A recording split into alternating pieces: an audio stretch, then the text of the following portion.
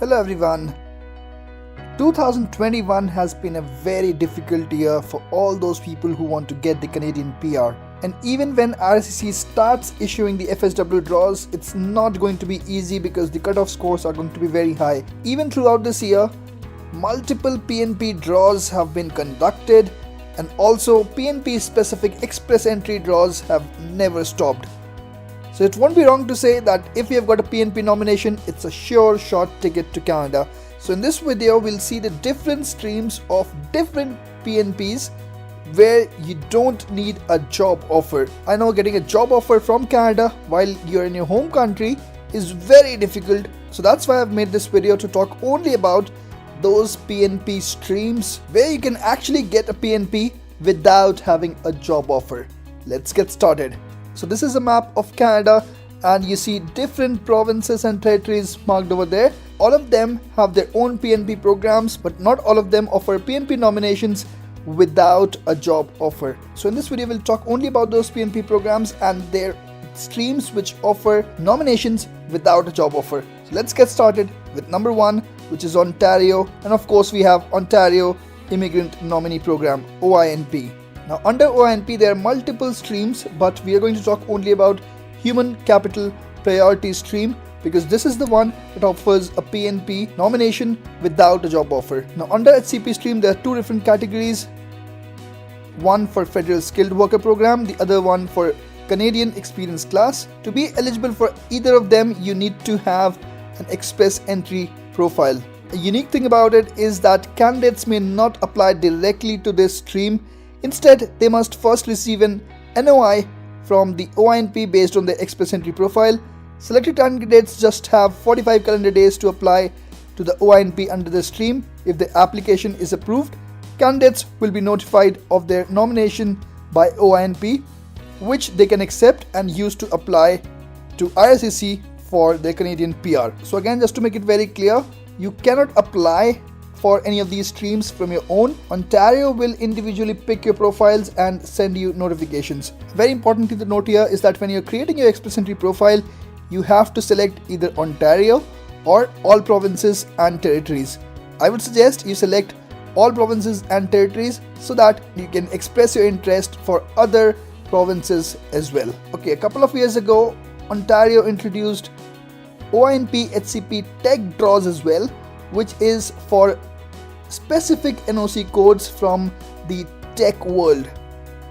So you have software engineers and designers, NOC 2173, computer programmers and interactive media developers, NOC 2174, NOC 2147, 2175, 2172 and 0213. So for these 6 different NOC codes, Ontario conducts tech draws, and at times these tech draws are huge. More than 1,000 people get invited in these tech draws. So all the people belonging to these NOC codes, you stand a great chance of receiving an NOI from Ontario. Okay, now let's talk about the next province, which is Saskatchewan. Of course, it has its own PNP program named as Saskatchewan Immigrant Nominee Program, SINP, and of course it has also got many streams, but we won't talk all about them. We will only talk about the stream which does not require the job offer, which is International Skilled Worker category. So it has got 2 sub-streams, which is Saskatchewan Express Entry and Occupation in Demand. Now to talk about the eligibility criteria, I've taken this screenshot from my own video where I talked in detail about SINP. So of course for the Saskatchewan Express Entry subcategory, we do need an Express Entry profile, while for the Occupation in Demand we don't need it. Then the good thing about Occupation in Demand subcategory is that the minimum score is CLB 4. And I want to let you know that Saskatchewan has its own point system and you need to score 60 points out of 100 in order to be eligible for either of these categories, and a minimum job experience of 1 year in the past 10 years in that skilled profession of NOC 0A or B is required. Now you can go on to the SINP website for the in-demand occupations as well, but the main difference between these 2 subcategories is that the first one is through express entry, while the second one is only through Saskatchewan. In an ideal world, the processing times for the express entry subcategory would be much faster. However, we cannot comment on it due to the delayed processing times because of COVID-19. How this EUI process actually works First of all, you can submit the EOI profile by filing the online form. Your profile will be ranked based on the points scored in SINP system, and ITA will be issued through regular draws. And once you get the ITA, you'll have 60 days to submit the completed online application to the SINP. And the application fees is $300 Canadian. And as I told you, to check out the details of the SINP PNP program, you can check out the full video. I'll provide a link in the description box below. Okay, before we talk about other PNPs, let me take a moment to thank Surfshark for sponsoring this video. Surfshark is not just a VPN, it helps you protect from email and password leaks, hacked websites, identity theft, data breach, and whatnot. One of the biggest advantages that I personally felt was that without Surfshark, I was not able to access a lot of Hollywood content from platforms like Disney, Netflix, YouTube, Amazon Prime, etc. while I was in India last week. And similarly, I'm not able to access a lot of Bollywood movies and web series from Canada, but with Surfshark, problem solved. You can access content from around the world, so Surfshark is more than just a VPN. And because it's a Black Friday week, they have got a special offer where you can get 83% off and an extra 4 months free. Click the link in the description box below. Okay, the next province is Alberta, and we are going to talk about Alberta Immigrant Nominee Program.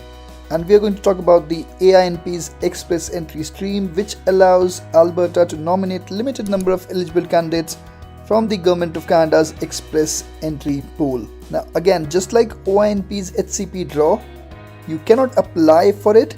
However, AINP will select candidates based on the self-declared information in the Express Entry profile. So remember, I told you to select the all provinces and territories option when you create your Express Entry profile. This is very crucial. The eligibility criteria are also very simple.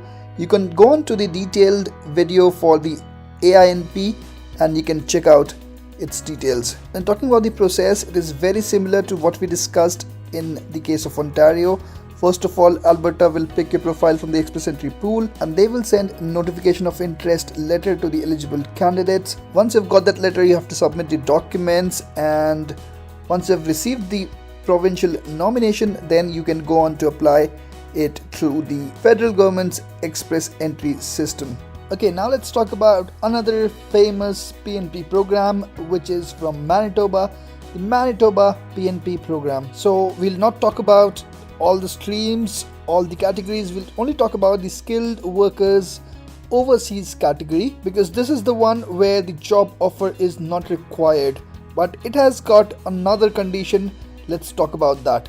So the step-by-step process actually involves a similar kind of a process where you will submit the expression of interest, and then the highest scoring qualified candidates with a connection to Manitoba are invited to submit an MPNP application, which means that if you've got a connection in Manitoba, which means if you've got a friend or relative in Manitoba who are ready to provide their documents to confirm that you are a known person, so yes, any relative or friend will do. But that is very important if you talk about Manitoba PNP. If you have that kind of connection in Manitoba, then you can score certain points in their points table.